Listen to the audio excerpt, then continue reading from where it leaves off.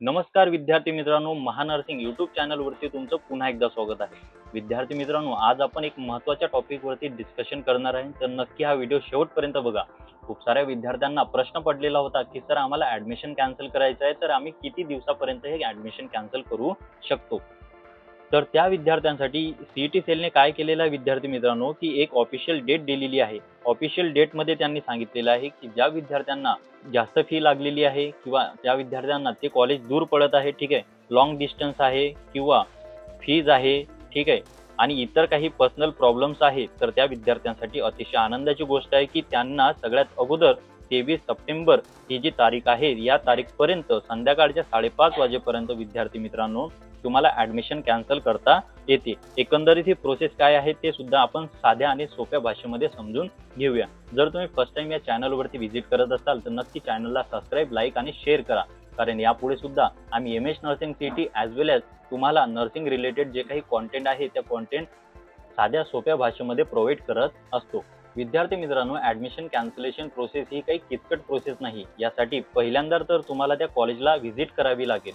त्या कॉलेजला व्हिजिट केल्यानंतर प्रत्यक्षपणे एकंदरीत एक अर्ज लिहून द्यावा लागेल। त्या अर्जामध्ये तुमचं नाव, अर्जदाराचा विषय ॲज वेल ॲज तो मायनामध्ये लिहा लागेल की प्रवेश रद्द करण्याचे कारण। एकंदरीत हे पूर्णपणे मायना लिहिल्यानंतर तुम्ही काय करायचं, तिथले जे ॲडमिनिस्ट्रेटिव्ह ऑफिसर आहे किंवा क्लर्क आहे त्यांच्याकडे हा अर्ज दिल्यानंतर जे ॲडमिनिस्ट्रेटिव्ह ऑफिसर आहे किंवा क्लर्क आहे हे तुमची प्रोसेस कॅरी आउट करता। आता हे कॅरी आउट केल्यानंतर नक्की ते तुमच्याशी 2-4 मिनिटं डिस्कशन करता वेदर तुमचं ॲडमिशन रिटेन्शन राहावं म्हणून, परंतु ते तुम्हाला करायचं नाही आहे, कॅन्सल करायचं आहे। तर मग तुम्ही काय म्हणू शकता, आम्हाला आमचे ओरिजिनल डॉक्युमेंट ॲज वेल ॲज आम्ही भरलेला जो DD आहे त्यामधून जे 1,500 रुपये आहेत ते मायनस करून उर्वरित जे फी आहे ती आम्हाला परत द्यावी, ठीक आहे। आता प्रश्न पडतो तुम्हाला TCचा।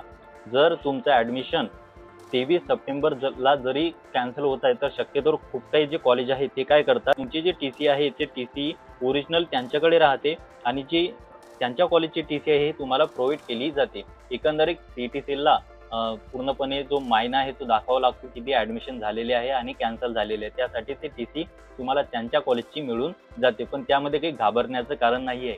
एकंदरीत त्याने काही तुमच्या अकॅडमिक इयरवरती काहीतरी प्रॉब्लेम येणार नाही।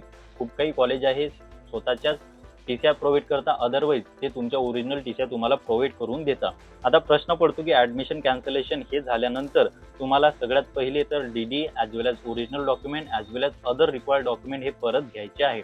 आता ही सगळी प्रोसेस केव्हा करायची आहे, तर विद्यार्थी मित्रांनो तुम्हाला ज्ञात असायला पाहिजे की 23 सप्टेंबर संध्याकाळच्या 5:30 वाजेपर्यंत ही शेवटची डेट आहे। जर या डेटच्या नंतर जर तुम्ही ॲडमिशन कॅन्सल करायला गेले तर नक्की तुमचं ॲडमिशन इनरोलमेंट झालेलं असेल। आता इनरोलमेंट झालं म्हणजे काय, की एकंदरीत बोर्डाकडे नाव तुमचं कन्फर्म झालेलं आहे, म्हणजे एकंदरीत तुम्ही 4 वर्षाचे त्या विद्यार्थी त्या कॉलेजचे झालेले आहेत। जर तुम्हाला ॲडमिशन कॅन्सल करायचं आहे मग तेव्हा तर नक्की तुम्हाला 4 वर्षाची फी ही कॉलेजला सबमिट करावी लागेल, त्यामध्ये काहीही दुमत नसणार नाही।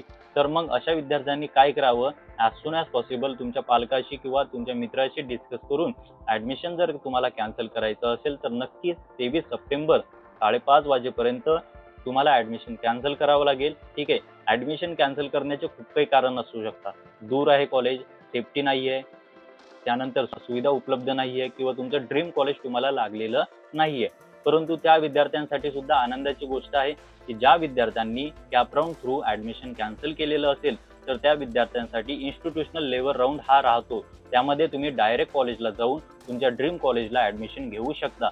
जर तिथे वॅकन्सी असल्या तर नक्की तुम्हाला त्याचा फायदा चांगलाच होऊन जाईल।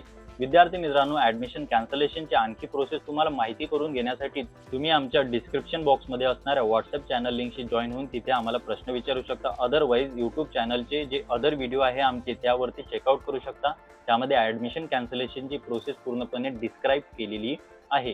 जर हा व्हिडिओ आवडला असल्यास नक्की चॅनलला सबस्क्राईब, लाईक आणि शेअर करा। पुन्हा भेटूया नवीन व्हिडिओमध्ये, तोपर्यंत धन्यवाद।